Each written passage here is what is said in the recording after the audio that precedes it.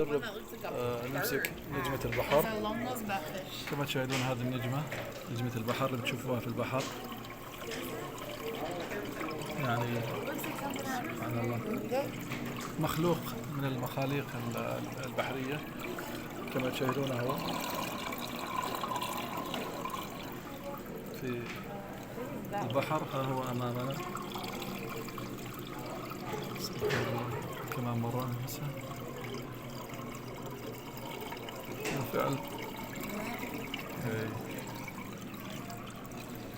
هنا أيضا مخلوق من المخاليق البحرية هذه في الأكواريوم.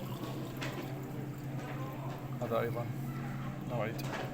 طبعا هي مو سامة حسب ما قالوا لي، مو سامة نهائيا، يعني بالفعل مو سامة. في رعاية الله.